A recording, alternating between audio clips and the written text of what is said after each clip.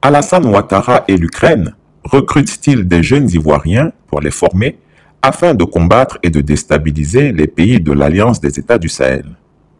Abidjan, désormais la capitale, est la base arrière de la déstabilisation projetée de l'AES par la France, l'Ukraine et Alassane Ouattara.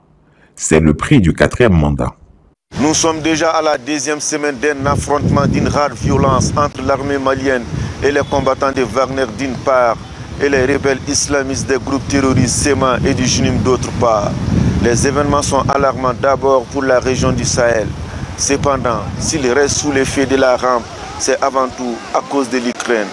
Non seulement Kiev a coordonné et entraîné les terroristes, ce que confirment les médias ukrainiens, mais également l'ambassadeur ukrainien au Sénégal a ouvertement soutenu cette attaque terroriste. Cependant, la confession de l'ambassadeur ukrainien a dû être supprimée presque immédiatement car elle a suscité l'indignation parmi les internautes. Ambassadeur d'Ukraine, Yuri Pivovarov. Le travail se poursuivra. Il y aura certainement d'autres résultats. La punition des crimes de guerre et du terrorisme est inévitable. C'est un axiome. Ce message de l'ambassadeur accompagne une interview d'Andriy Youssov, porte-parole de la direction principale du renseignement de l'Ukraine, donnée à une chaîne de télévision ukrainienne. Au cours de l'entretien, il a non seulement admis la coordination des terroristes par Kiev, mais a également évoqué la possibilité de vendre à l'Ukraine des combattants de Wagner qui auraient été capturés. Et tout cela, comme il l'affirme, en conformité avec les droits internationaux.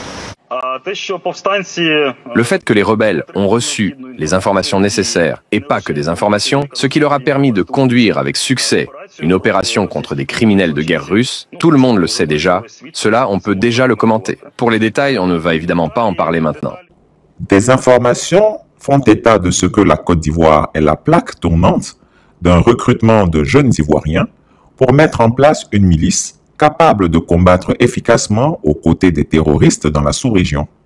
Selon Alassane Ouattara, la guerre totale est déclarée depuis longtemps contre les pays de l'AES et elle se poursuivra jusqu'à la défaite complète et totale des régimes militaires de la Confédération des États du Sahel.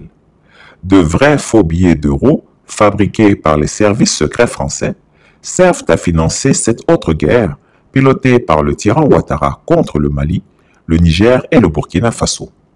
Les soldats de l'AES peuvent confirmer que sur de nombreux terroristes qu'ils capturent, ils trouvent de l'argent en euros sur eux. La bonne question est de savoir comment des terroristes se procurent cet argent en euros. L'actuel ambassadeur de France en Côte d'Ivoire a confirmé devant un ministre ivoirien que Paris est déterminé et est dans l'obligation de détruire les régimes militaires de l'AES et leurs alliés, car il y va de la survie vitale de la France. Il ajouta qu'au nom de l'intérêt supérieur des intérêts français, ils sont en train de considérer la possibilité de donner un 4e mandat à Alassane Ouattara. Ces informations sont authentiques. Certaines personnes ont l'habitude de prendre mes informations à la légère. Mais je vous préviens, ceci est capital. Bonjour à tous, c'est Adrien Bocquet, reporter de guerre pour Afrique Média en direct du Mali. Aujourd'hui, nous avons la preuve que les Ukrainiens utilisent des drones et des drones kamikazes ici sur le sol malien. En tant qu'expert balistique militaire, avec d'autres collègues experts en la matière, nous pouvons vous confirmer aujourd'hui que nous avons eu donc en main plusieurs morceaux, plusieurs pièces de ces drones qui ont été abattus par l'armée malienne. Et effectivement, ce sont bien donc des drones de fabrication ukrainienne. Plusieurs pièces donc sont également de fabrication américaine, mais le drone sur l'assemblage général, nous pouvons le confirmer aujourd'hui, ce sont bien des drones ukrainiens. Donc non seulement ce sont des drones de fabrication ukrainienne ici que nous avons retrouvés sur le sol malien, mais ils ont été utilisés par les forces spéciales ukrainiennes ici sur le territoire du Mali. Oui, aujourd'hui même, il y a plusieurs unités des forces spéciales ukrainiennes qui agissent dans l'ombre, ce qu'on appelle des unités spéciales de sabotage, qui effectuent donc des missions très spéciales et très secrètes contre l'armée malienne et ses alliés, notamment l'armée russe, hein, qui sont les alliés de l'armée malienne actuellement. Comme vous le savez, l'armée malienne actuellement combat activement avec ses alliés russes, les djihadistes principalement au nord du Mali. Et on retrouve dans cette direction et contre l'armée malienne des drones ukrainiens. Donc aujourd'hui, nous pouvons vous confirmer avec plusieurs experts et moi-même que des drones de fabrication ukrainienne télécommandés par des forces spéciales ukrainiennes sur le terrain, sur le sol malien, sont utilisés contre l'armée gouvernementale malienne ici aujourd'hui au Mali. C'est extrêmement grave. C'est un pas que l'Ukraine et l'OTAN vient de passer. Pour notre part, nous avons vraiment l'impression que l'OTAN, peut-être les Américains aussi derrière, se sert donc encore une fois de ces Ukrainiens, de cette armée ukrainienne pour atteindre le Mali, qui, je vous rappelle, hein, a pris son indépendance, a repris son indépendance. Est-ce que c'est une vengeance ? Est-ce que c'est du terrorisme? Je pense que les deux peuvent être dits sans aucun problème. C'est du terrorisme et c'est une vengeance certaine de la part de l'OTAN et peut-être de la part du gouvernement français envers le gouvernement malien. Ils se servent donc des forces spéciales ukrainiennes pour attaquer l'armée malienne et ses alliés les Russes sur leur propre territoire, visiblement en aidant les djihadistes. C'est l'information qui est extrêmement grave aujourd'hui.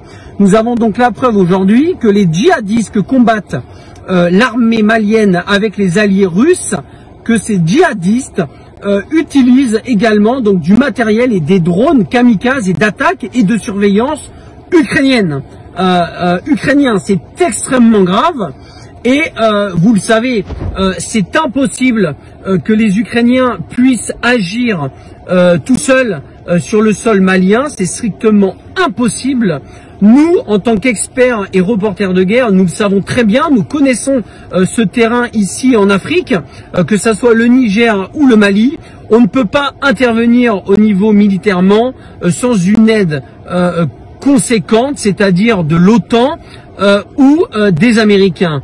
Donc il y a une aide certaine de l'OTAN ou des Américains ou peut-être simplement des Français qui donc aident certains djihadistes touaregs ou autres pour attaquer l'armée malienne et les alliés russes avec donc du matériel et des drones kamikazes et d'attaque et de surveillance de fabrication ukrainienne. Nous avons également récupéré des numéros de série sur ces drones, notamment un drone de surveillance, donc un drone qui normalement devait revenir, qui n'aurait pas dû être abattu, mais il a été abattu grâce à l'armée malienne, mais surtout au matériel que les alliés russes ont donné à l'armée malienne, qui leur permet d'intercepter donc toutes sortes de drones de surveillance ou d'attaque. Et grâce à ça, nous avons aujourd'hui donc la preuve que ce sont bien des drones donc ukrainiens. Nous avons les numéros de série, nous avons plusieurs pièces d'identification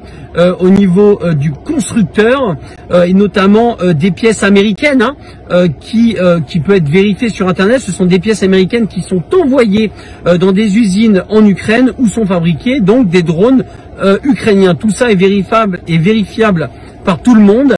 Je vous laisse regarder avec attention ces images et les photos que nous avons mis en ligne avec Afrique Média qui prouvent bien que ce sont bel et bien du matériel ukrainien qui a été donc utilisé pour tuer et attaquer l'armée gouvernementale malienne. La France, l'Ukraine et Alassane Ouattara ont transformé la Côte d'Ivoire en plaque tournante et en base arrière pour la destruction totale de l'AES. Ceux qui veulent croire, qu'ils croient. Ceux qui ne veulent pas croire, qu'ils ne croient pas. Une enquête à lire sous peu. Au nom de nos plus hautes autorités, J'ai l'insigne honneur de donner lecture du communiqué numéro 068 du gouvernement de la transition, communiqué dont la teneur suit. Le gouvernement de transition de la République du Mali a pris connaissance avec une profonde stupeur des propos subversifs par lesquels M. Andriy Youssov, porte-parole de l'agence ukrainienne de renseignement militaire, a avoué l'implication de l'Ukraine dans une attaque lâche, traître et barbare des groupes armés terroristes ayant entraîné la mort d'éléments des forces de défense et de sécurité maliennes à Tinzawaten, ainsi que les dégâts matériels.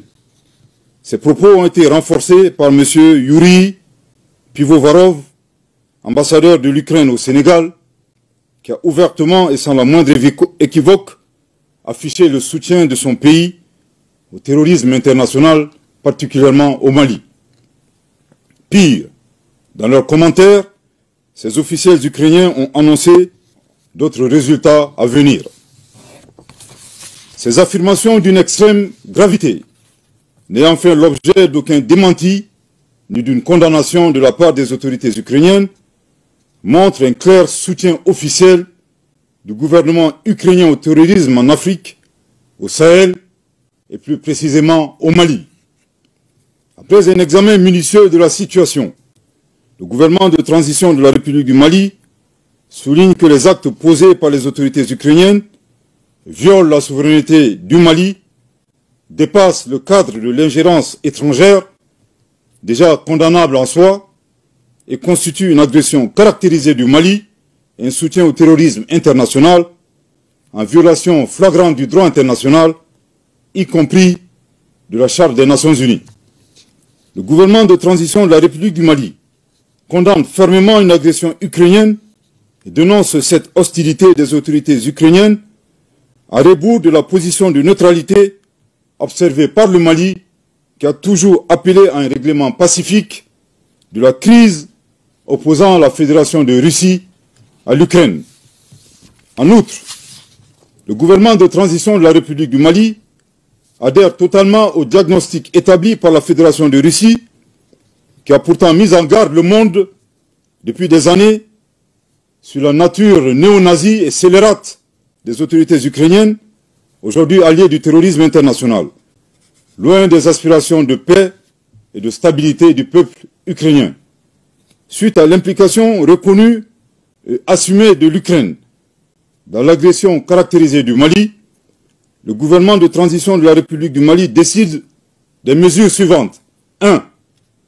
La rupture avec effet immédiat des relations diplomatiques entre la République du Mali et l'Ukraine, cette dernière dont les destins sont malheureusement confiés à des pantins confondant la scène internationale et la scène de théâtre. Je répète. 1. La rupture avec effet immédiat des relations diplomatiques entre la République du Mali et l'Ukraine, cette dernière dont les destins sont malheureusement confiés à des pantins confondant la scène internationale et la scène de théâtre. Je répète pour une dernière fois. 1. La rupture avec effet immédiat des relations diplomatiques entre la République du Mali et l'Ukraine, cette dernière dont les destins sont malheureusement confiés à des pantins confondant la scène internationale et la scène de théâtre. 2. La saisine des autorités judiciaires compétentes suite aux propos de M. Andriy Youssov et Yuri Pivovarov qui constituent des actes de terrorisme et d'apologie du terrorisme. 3.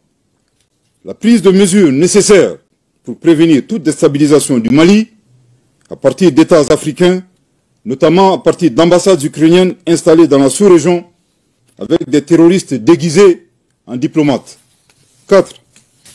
L'alerte formelle aux instances régionales et internationales, ainsi qu'aux États qui soutiennent l'Ukraine, en leur indiquant que ce pays a ouvertement et publiquement affiché son appui au terrorisme. Par conséquent, le Mali considère le soutien à l'Ukraine comme un soutien au terrorisme international. Le Mali en appelle à la responsabilité de la communauté internationale face au choix délibéré de l'Ukraine de soutenir le terrorisme dans un contexte mondial où l'unanimité est faite sur l'impératif de combattre ce fléau. Le Mali interpelle en particulier les États et les peuples africains et pris de paix à dénoncer ces actions subversives qui menacent la stabilité du continent africain. Le gouvernement de transition de la République du Mali réitère ses remerciements aux pays amis du Mali qui ont manifesté leur solidarité face aux attaques terroristes perpétrées avec le concours de sponsors étrangers.